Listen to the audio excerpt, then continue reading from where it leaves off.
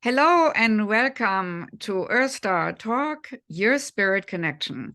Today we have a beautiful woman with a strong spirit as a guest, and her name is Krista Bedouin. She has written many books, novels, and also helps engineers to be better writers. So she has a very balanced brain, scientific, but also spiritual. Welcome, Krista. Thank you, Claudia. So tell us a little bit about yourself and your connection to the spirit world. How did you find out your interest in spirit and what it can do for you in your life? Okay, so there have been like a few influences in my life that I found connections, I suppose. So I suppose the first one, I was raised very far off in the forest and the Rocky Mountains, far away from other houses. And so I always had a strong connection to the forest. Sometimes I say the trees raised me rather than my family raised me because I spent a lot of time alone in the forest. And so I always understood there is energy in trees and there's energy in the rocks. And I've always had a very strong connection to the sun because of the sunrise and the sunset. And I many times took very much comfort in the sunrise and sunset even when I just knew they were beautiful, I didn't know there was energy about them. Then I would say my first time I knew about that I had a purpose, because I had kind of a dark childhood. And when I was 12, I remember just saying, God, why have you put me in this situation? Why couldn't I be in a nice family? I guess a lot of kids say that, but I had a very clear answer that I was supposed to help people through writing and to uplift people through writing. And it's funny when you say I've written a lot, I have not written more than I have written because I think I've held myself back a lot. And people say, why have I held myself back? And I think partly because but when I was going through too much darkness, I didn't want to write the darkness in the wrong way.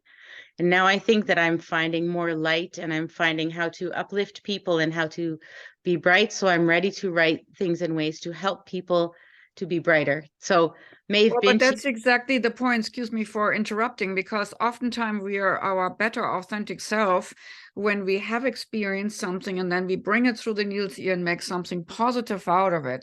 So it's very typical what you went through, that you were given a mission and then you had all these dramatic experiencing and then you bring them to a higher order. And that's exactly what you're supposed to do. Thank you. Yeah. And so the plain way that it's written, there was an Irish writer named Maeve Binchy, and I remember I read years ago that all of her characters start out as losers and they become better through the book. And I thought that's how I I like that idea also with life. So then with light healing and understanding light and energy in the body, I think the first time was when I became a yoga teacher, which I found in Arizona. So coming to Arizona for me was very healing, and I became happy 16 years ago. I remember just thinking, I don't know why I'm happy because everything in my life is still terrible, but I was becoming happy. And I think it's both Sedona and Flagstaff are dominated by nature. So even though there's a lot of people in Sedona, you're always aware of the rocks and you're always aware of the nature, no matter where you are. And in Flagstaff, there's pines everywhere. So even the major roads, you still have these trees all around you. And like I said, I feel very strongly the energy of the nature. So those places feel good to me.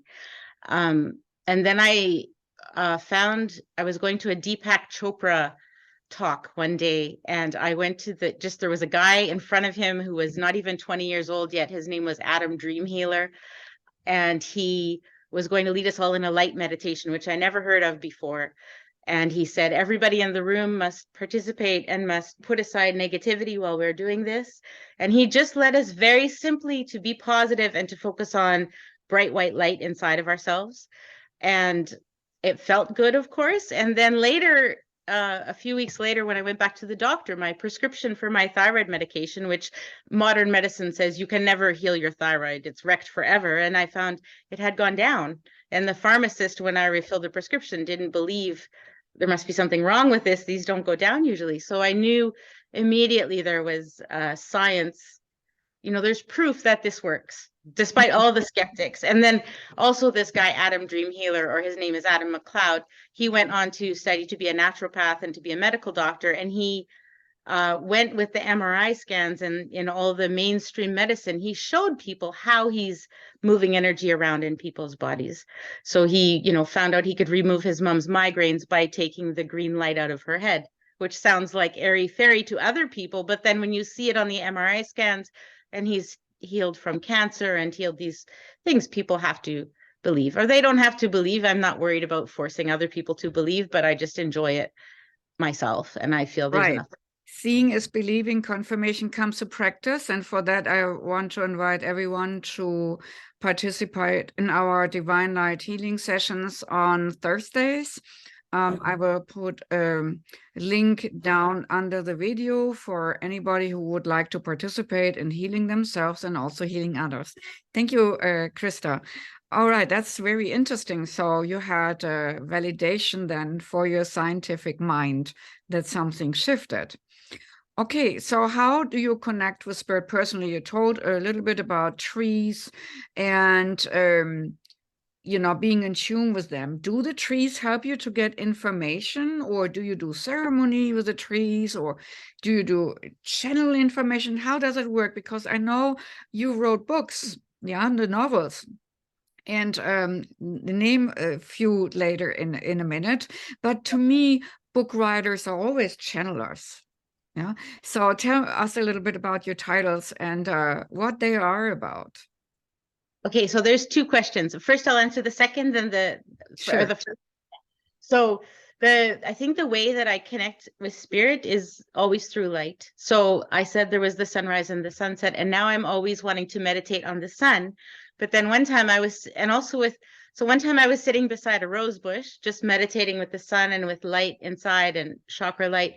And I got a very clear message that it's also important to ground ourselves and so the roots of the rose tree and grounding into the ground is all. You can't just only be in the sky. We have to be balanced, like you just said. So for me, when I connect with spirit, I think it's always light. So, and it's also, for me, it's important to not be dark. So no matter where I am now, I can find the light easily inside me because of practice.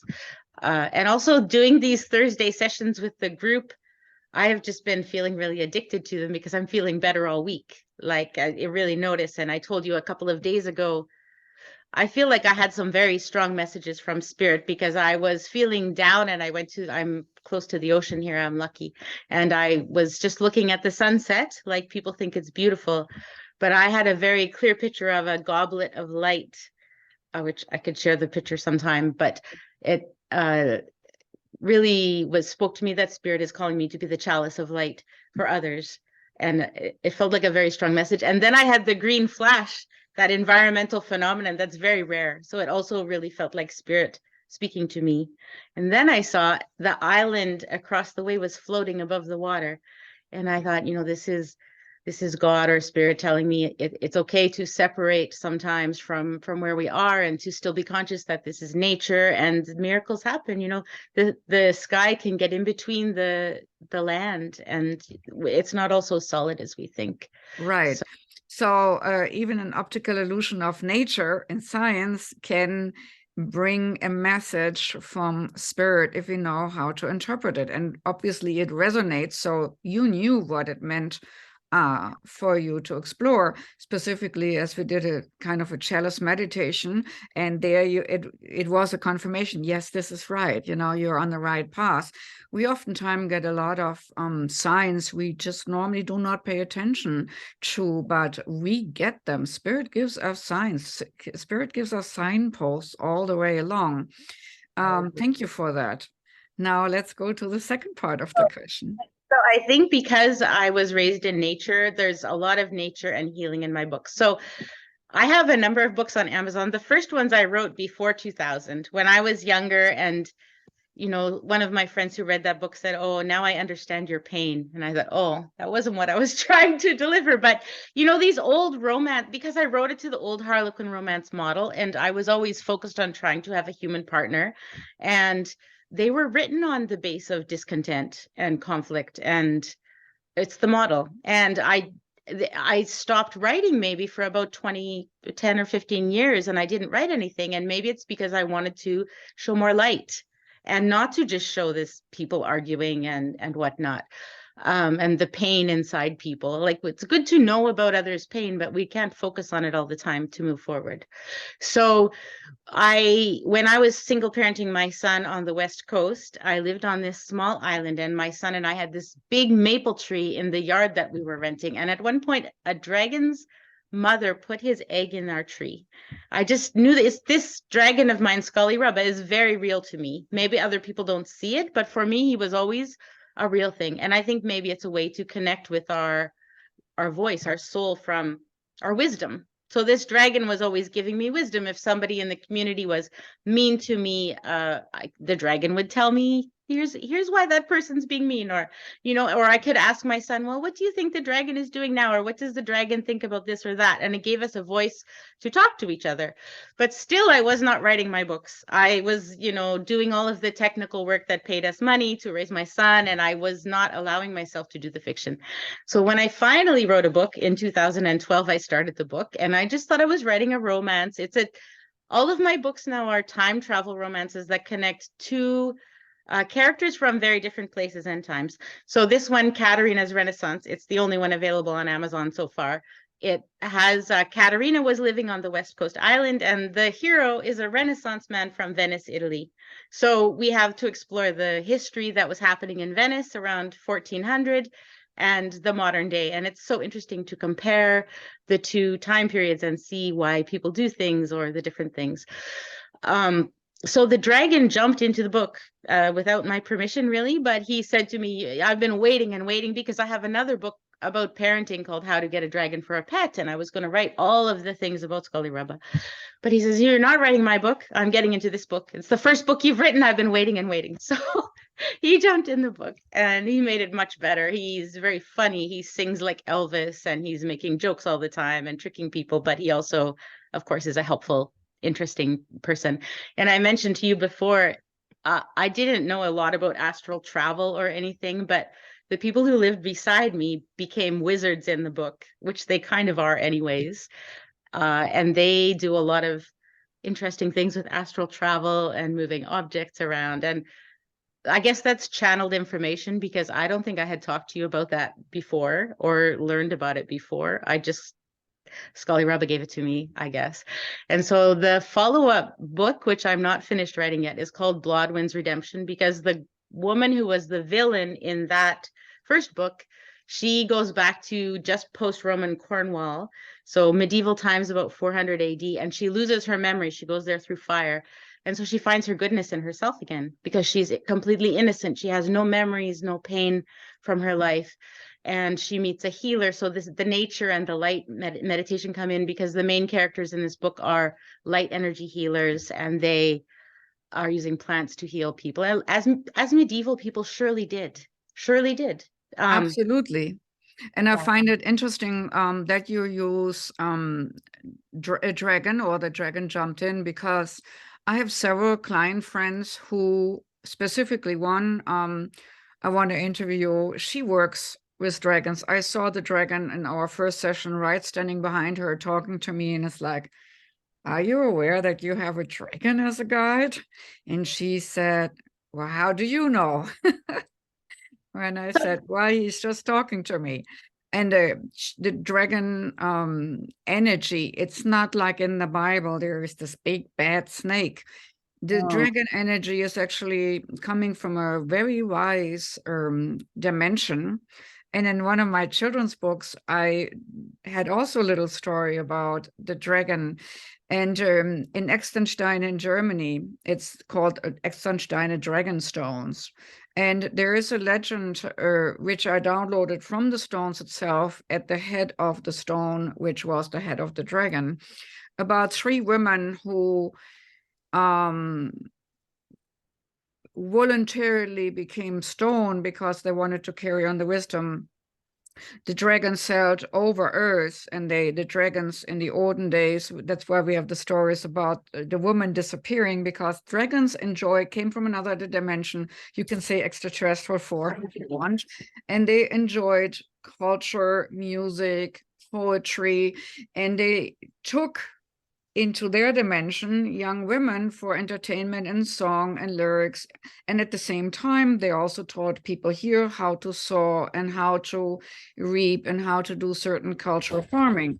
And of course, everything in duality here gets disrupted and corrupted. So from the golden dragon, there came then also dark dragons, and they taught people how to use power. And then men could all of a sudden have power over the beasts and did not good things. But I don't want to talk about my story. I only know that dragons can, from a higher dimensional perspective, be some source of wisdom in a way. And that's why they have so many stories, even on TV, you know, the dragon who shares the heart and to become wise. And so it's not always about bad dragons, but also good ones. We keep that in mind. So thank you for sharing that, because some of the viewers might not have any dragon connections, but there are, if you should not negate it or push it away, but to welcome it and see what it has to say and what wisdom it brings. Thank you for that. I also think that with dragons, we have them through so many cultures, through so many times before people even traveled. So people who say that they don't exist, they're very similar. You know, if you go to China or Wales, there's not much difference. So they must be here. What did the dragon look like behind your client who had a dragon guide? Because Scully that one was like a Celtic dragon and very, very humongous, tall, big. When I found my first dragon, it was in a seminar, popped up at night. It had only 2 colors, was not that huge. So different colors, different expressions, different markings, different expressions, different wisdom they carry. So I can only tell you it was humongous and Celtic looking. How was yours looking?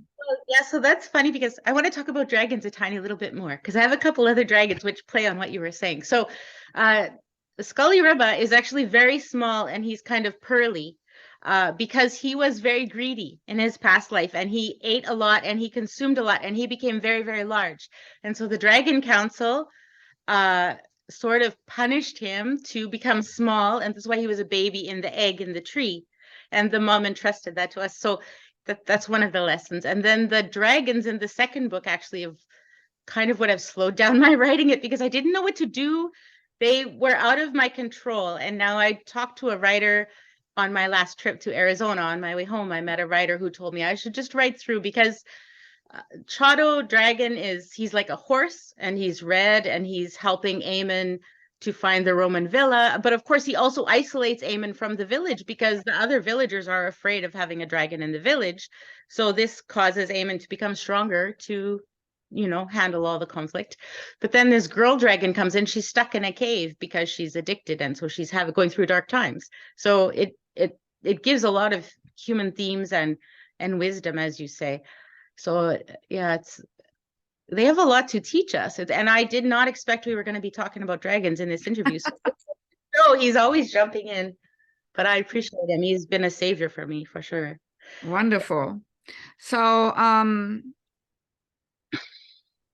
what information do you get, for example, from your dragon pal up in the skies, or from other of your connection sources, maybe the trees, about the upcoming time? What do we need to do to weather the storms of the upcoming time? Do they have any wisdom for us?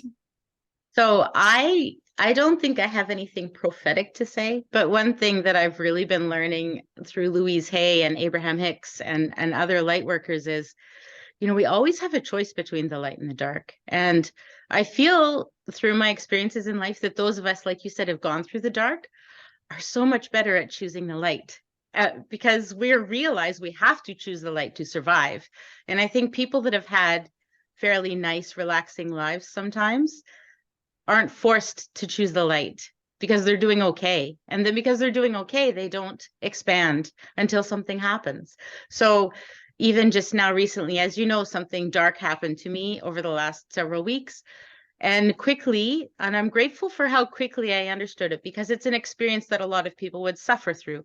And now I quickly understood this is a chance to expand my spirituality and my light. So instead of suffering, first you have to accept, you have to get over the worry and hand it over to spirit and believe it's going to be okay.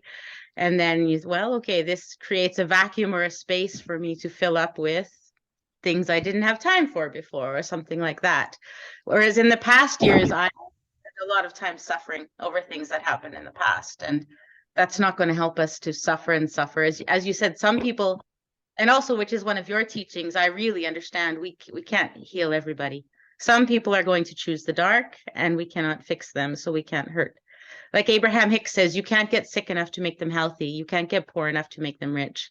You can only be yourself and shine and help the people who want to be helped. But also you mentioned something interesting here in regard of the polarity of things. You say the dark and the light and so on.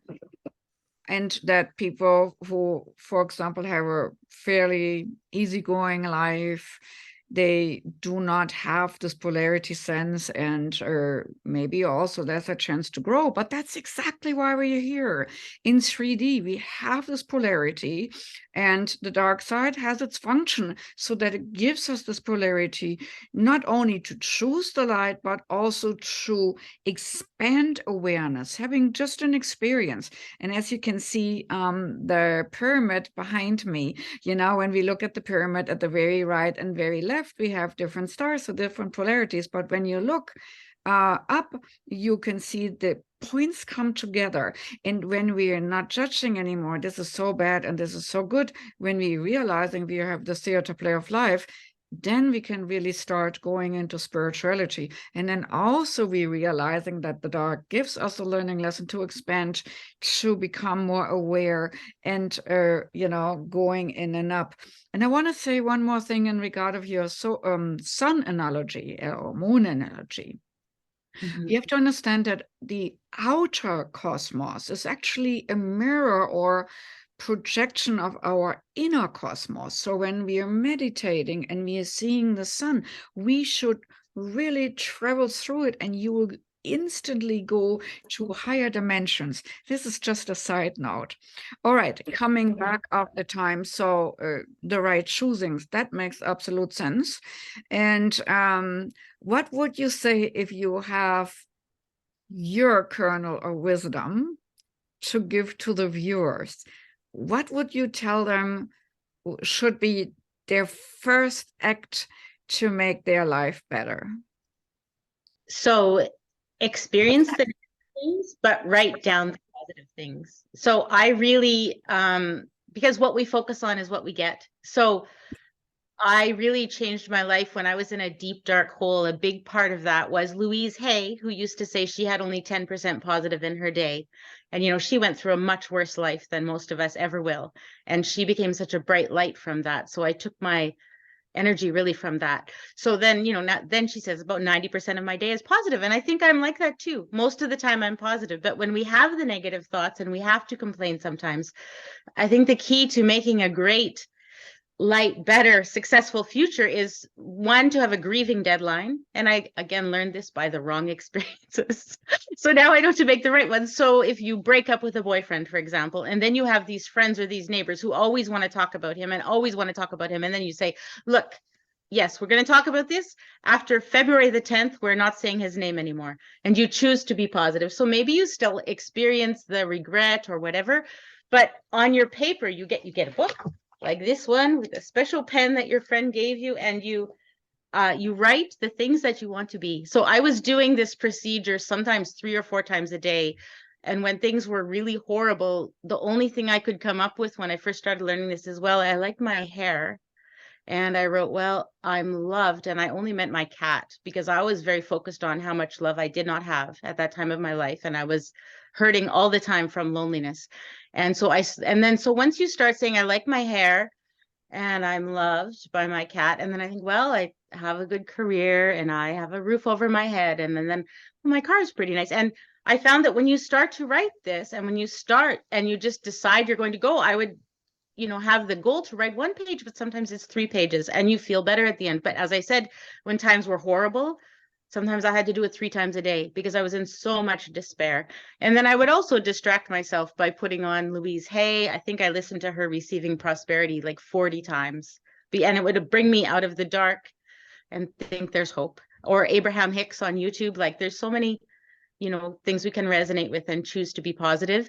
And then only write those positive things down, because the more we say, I don't have enough money, or I'm not loved, or so now I still don't have a partner, but I say I have so many friends that love me, Right. where I used to get really stuck in pushing back against all the people who say, oh, your life is perfect. And then I would say, well, no, I'm not married. My life isn't perfect. But now I just say, well, on my Facebook recently, I put, well, here's a picture of my yearly travels, which people think, oh, Krista, you have travels, you have adventure, your life is great. And then I always respond, well, you have a husband, life is great. So this time I just put both. I said, yeah, I have these travels. Next year, I also want somebody to play cribbage with, so instead of framing it in the, oh, my life is terrible, I don't have a partner, I'm like, yeah, my life is great. And it's amazing how many friends I have now and how many connections. It's like my deep root was pulled out for some reasons we won't go into, but now I view my roots as a spider web. So I'm going to France soon because there's people who love me in France, and there's people who love me in Arizona, and yeah, people might think I don't have one place that I am, but I have a big family. And connections. And that brings me to another point while I was listening to you. Definitely gratefulness practice is one strong pillar to make our life better. Thank you for bringing that up. But also soul family. Sometimes we have difficulties with our physical family, parents, siblings, even a spouse, but there's always connections in spirit where we can anchor to, and that's our soul group, our soul family. And it doesn't have to be on the partner or the soulmate. There's so many connections. And when we think about multidimensionality, there are so many realities out there, and there's so many soul connections out there. And so there's not ever about just the one partner. And if I don't have that partner, I'm missing out on life, because there's so many spirit connection and spirit families. So thank you for showcasing that to us today, to also give the focal point on what do I have? And we all have a spirit family one way or another. And I think I started to learn that from you, actually, maybe even 16 years ago when I first met you, when you had your little office in Sedona. And because, yeah, I was raised with the idea you're supposed to get married and you're supposed to have one husband and you work. And I mean, from ranching, right? You work together, you play together, you go on holiday together, you do everything together. And in the place where I was raised, people are not good at connecting with other women. And I noticed this. I even thought, I'm trying to form these friendships and I'm not able to. And it is true that different places have different energies, because I look back at that place now and I talk to, because I have friends there now, but it is much harder in that society. And so I think one message too is, if you are especially a young woman in a difficult society, you might get relief by moving, which your story is partly about that too. And so many times I had so many people telling me, oh, it's because you're not ready, Krista, or you're doing something wrong, or you're not this, or you have to pluck your eyebrows, or you have your son's haircut wrong. I mean, I've heard all of these things about what was wrong with me. And, maybe, the choice is we have to, another message I have is we have the right to choose who's in our circle. Facebook is wonderful because you can block people. So you can choose the influences in your circle. So when people say, oh, Facebook is so negative, I think, well, my Facebook is not negative because I'm not, accepting all these people that are hurting me. So it's the same thing in your life. If you have for example, my brother was a constant source of agitation and pain for me. So I said, okay, well, I'm not trying on this relationship anymore. And I freed myself from it. But the way I was raised, I wasn't allowed to free myself from it. You're supposed to keep taking it, so I think especially for young women, we need to give this message is you can choose your friends. You can choose to have no friends. You can choose to have, older.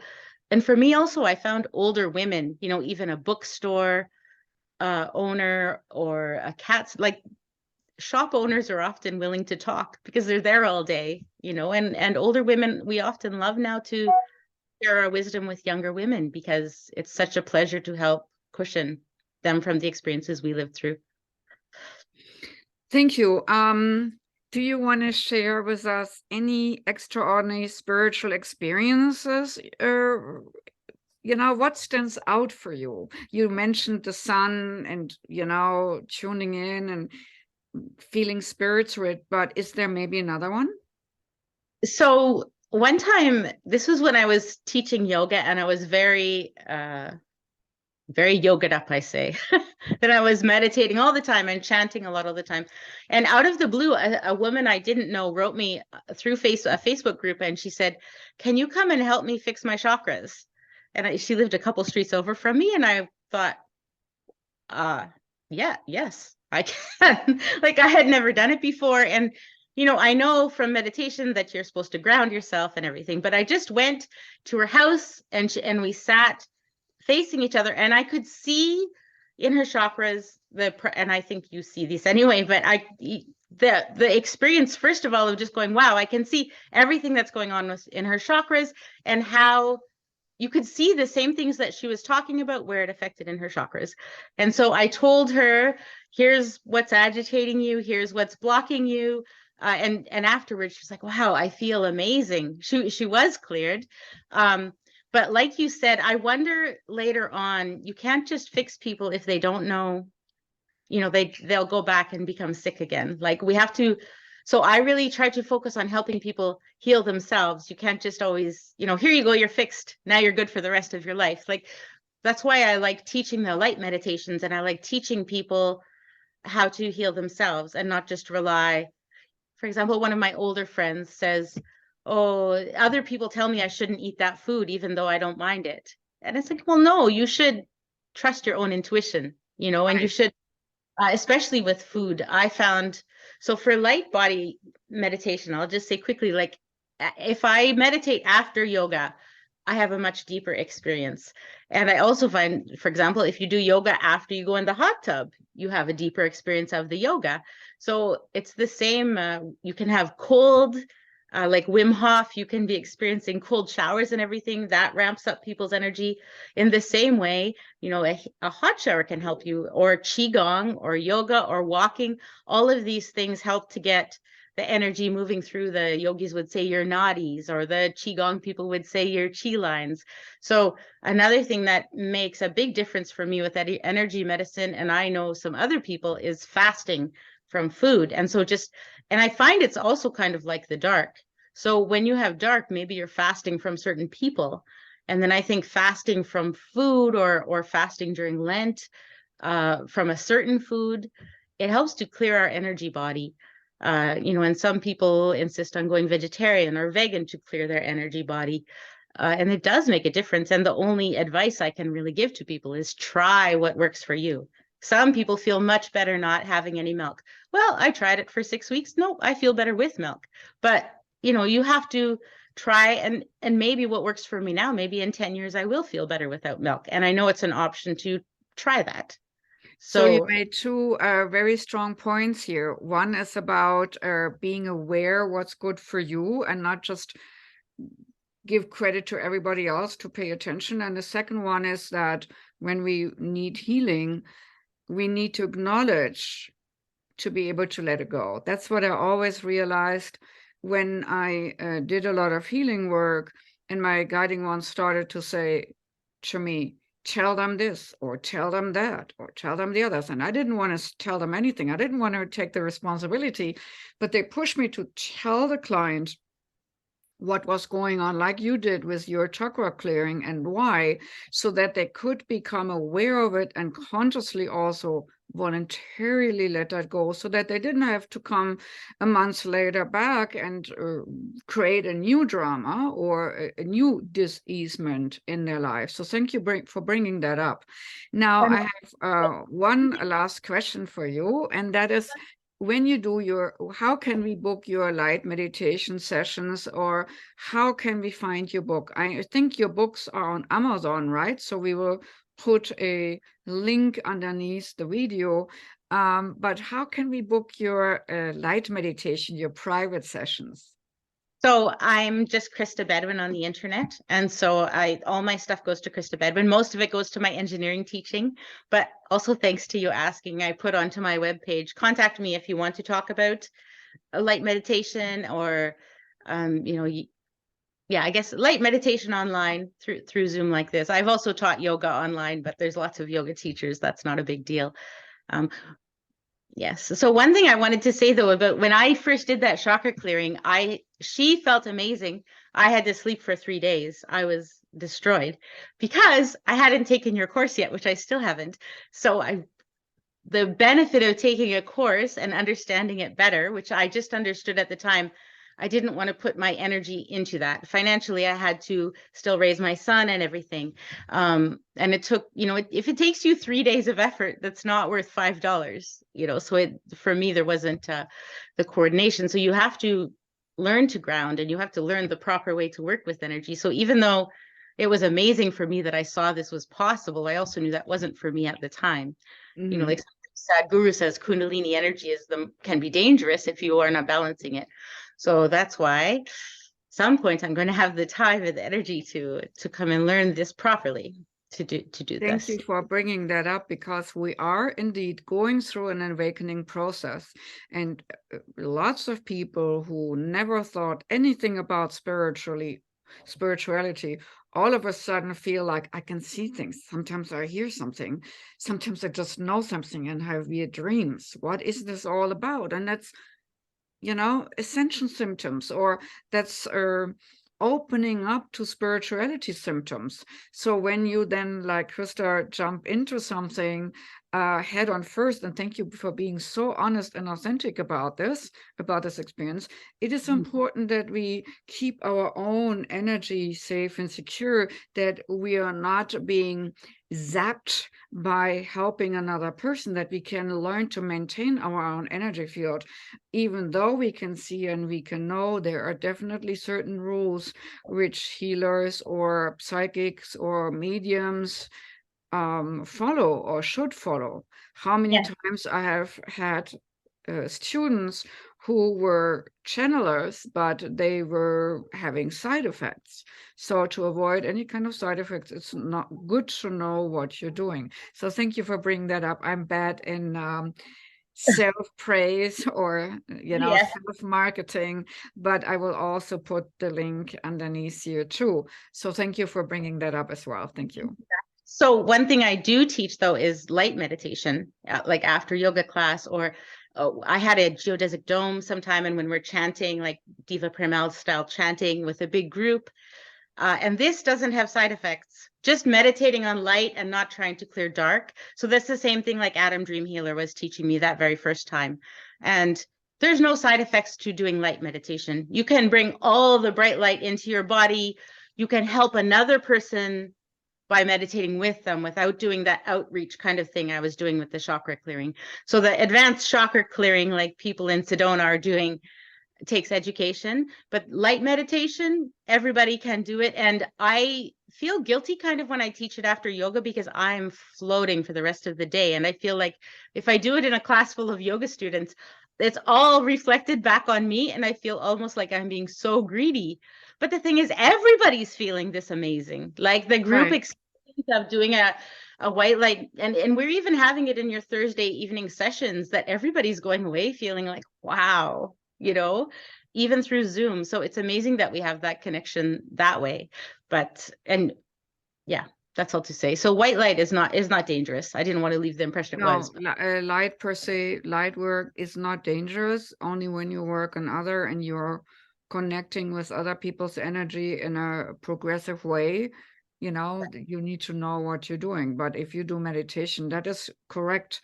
Working with color frequencies or light frequencies shouldn't be dangerous, because it is fairly neutral. However, when you work, and generally it has also to be rule number one, if you send it somewhere, ask whether it's permitted.